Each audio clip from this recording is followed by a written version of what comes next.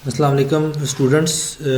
Chapter number 6 general chemistry 164 liquid जो है वो उसके बारे में हम डिस्कस कर रहे थे। लिक्विड की हमने कुछ प्रॉपर्टीज़, जनरल प्रॉपर्टीज़ और उसकी करेक्टरिस्टिक्स पढ़ी थी। उसके बाद जो है नेक्स्ट टॉपिक है हमारा सरफेस टेंशन और इसको कैसे मेजर किया जाता है। ये बहुत ही इंपॉर्टेंट टॉपिक है और ये इसको बड़े गौर से आपने सुनना है।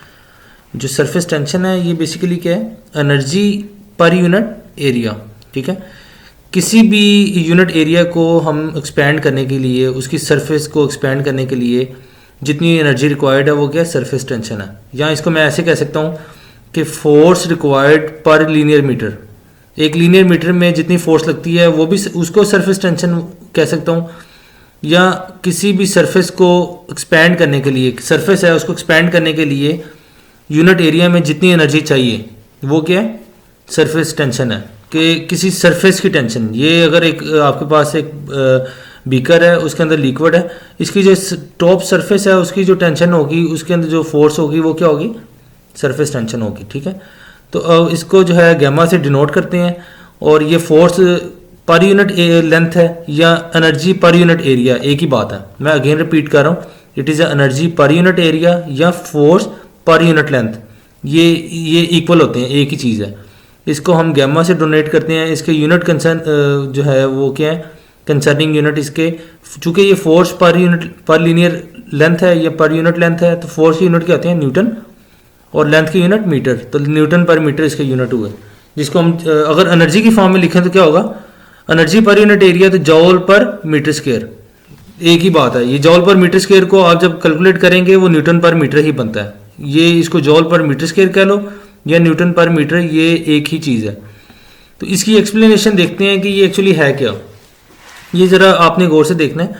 ये आप एक बीकर लें और उसमें जो है ना एक लिक्विड जो है ना उसको, वाटर को आप उसमें पोर कर दें। ठीक है, तो क्या होगा, आप देखेंगे कि जो इसके सरफेस को अभी आप डिस्कस ना करें, सरफेस को अभी छोड़ दें आप। जो मॉलिक्यूल सरफेस से बिलो हैं, जितने भी मॉलिक्यूल सरफेस से बिलो हैं, उनके दरमियान जो इंटरमॉलिक्यूलर फोर्सेस हैं वो क्या होंगी, इक्वल होंगी।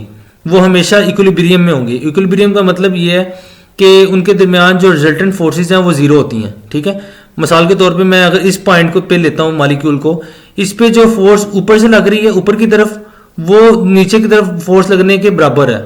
ठीक है, यानी कि जो फोर्स इसको ऊपर से खींच रही है और जो फोर्स इसको नीचे से खींच रही है वो इक्वल है, तो वो कैंसिल हो जाएंगी।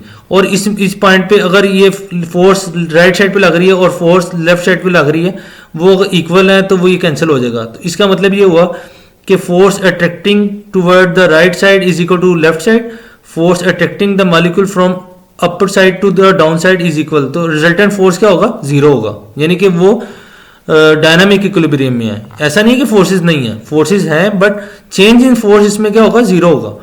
तो सरफेस में के बिलो जितने भी मॉलिक्यूल होंगे ना, उन वो क्या होंगे, इक्विलिब्रियम में होंगे। उनके दरमियान जो फोर्सेस होंगी वो क्या होंगी, चेंज इन फोर्स जीरो होगा, यानी कि वो डायनामिक इक्विलिब्रियम में। ठीक है, जब आई अब सरफेस को देख लेते हैं। सरफेस में देखें, ये जो मॉलिक्यूल, अगर मैं टॉप के मॉलिक्यूल की बात करूं तो ये जो फोर्स इस तरफ लग रही है वो इस तरफ फोर्स लगने के बराबर होगी, तो ये दोनों, ये फोर्स कैंसिल हो जाएगी, यानी कि लेफ्ट और राइट वाली फोर्स तो कैंसिल होगी। अब देखें, नीचे वाली जो फोर्स लग रही है, ऊपर की तरफ से फोर्स ही कोई नहीं है। इसका मतलब वो क्या होगा कि मॉलिक्यूल नीचे की तरफ फोर्स है, ऊपर फोर्स नहीं है, तो मॉलिक्यूल नीचे की तरफ खींचे आएंगे।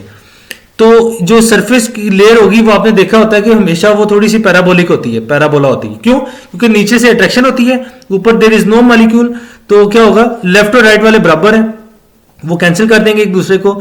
नीचे जो है वो मॉलिक्यूल उसको खींचेंगे ऊपर वाली लेयर को। तो जो ऊपर there is no attraction force, ऊपर कोई अट्रैक्शन फोर्स नहीं है, तो ये जो मॉलिक्यूल होगा ये क्या होगा, ये ऐसे सैग बन जाएगा इसमें। तो वो सैग क्या है, वो तनाव क्या है, वो टेंशन है। वो टेंशन क्या है, उसको हम कहते हैं सरफेस टेंशन। तो ये हमारा जो आज का टॉपिक था, जो मैं बताना चाह रहा था कि जो सरफेस है वो उसकी जो लेयर होती है वो बहुत रिजिड होती है। वो रिजिड क्यों होती है, क्योंकि नीचे वाले जो मॉलिक्यूल होते हैं उन्होंने उसको खींच के रखा होता है। जब वो खींच के रखते हैं तो जो रिजिड लेयर होगी वो क्या होगा, उसमें एक टेंशन होगी। वो टेंशन जो होती है उसको हम कहते हैं सरफेस टेंशन। ये जो बाकी ये डिटेल है ये वही है जो मैंने आपको अभी बता दी है, ये आपने स्टडी कर लेनी है। और इसके बारे में जो मजीद क्वेश्चन है तो आपने पूछ लेना है। तो ये इसकी एक्सप्लेनेशन थी। बाकी कुछ फैक्टर्स हैं जो इस पे असरअंदाज होते हैं। उसमें दो फैक्टर्स हैं। पहला फैक्टर है कोहेसिव फोर्स, दूसरा क्या टेम्परेचर। आपको पता है कि जो कोहेसिव फोर्स क्या होती है? ऐसी फोर्स जो मालिक्यूल टू मालिक्यूल होती है, मालिक्यूल आपस में एक दूसरे के साथ फोर्स लगा रहे होते हैं, वो कोहेसिव फोर्स है। जबकि एडहेसिव फोर्स होती है एक ऐसी फोर्स जो कि मालिक्यूल किसी वॉल ऑफ द कंटेनर या सरफेस के साथ लगाते हैं, वो एडहेसिव फोर्स है, उसकी एडहेसिवनेस की वजह से है, उसकी एडहेरेंस की वजह से है। ठीक है, तो कोहेसिव फोर्स जितनी ज्यादा होगी उतनी मालिक्यूल जो है वो आपस में टाइटली पैक होंगे। टाइटली पैक होंगे तो वो ज्यादा फोर्स लगाएंगे। जब वो ज्यादा फोर्स लगाएंगे तो सरफेस टेंशन क्या होगी? बढ़ जाएगी। तो कोहेसिव फोर्स बढ़ने से सरफेस टेंशन बढ़ जाती है, डायरेक्टली प्रोपोर्शनल है। जबकि टेम्परेचर में क्या होता है कि जैसे जैसे टेम्परेचर इंक्रीज होता है उससे क्या होता है? सरफेस टेंशन डिक्रीज होती है। क्यों? क्योंकि इंटरमॉलिक्यूलर फोर्सेस वीक हो जाती हैं। तो जैसे जैसे जो है वो टेम्परेचर इंक्रीज होगा तो सरफेस टेंशन क्या होगी? वो डिक्रीज होना शुरू हो जाएगी। क्यों? क्योंकि जो टेम्परेचर है वो इंक्रीज होने से जो मालिक्यूलर उसके दरमियान इंटरमॉलिक्यूलर फोर्सेस है वीक हो जाती हैं। वीक होने से वो उस तरह पुल नहीं कर पाते सरफेस को जिस तरह उसको करना चाहिए। तो सरफेस टेंशन क्या हो जाएगी? वो टेम्परेचर बढ़ाने से कम हो जाएगी। तो ये था आज का टॉपिक। नेक्स्ट टॉपिक में हम देखेंगे कि मेजरमेंट ऑफ सरफेस टेंशन कैसे करते हैं और कौन कौन से मेथड है जिससे हम सरफेस टेंशन फाइंड कर सकते हैं। उम्मीद है कि आपको इस लेक्चर की समझ आई होगी। ना समझ आई तो आप मुझसे डिस्कस कर सकते हैं थ्रू ऑनलाइन सेक्शन या गूगल क्लासरूम में।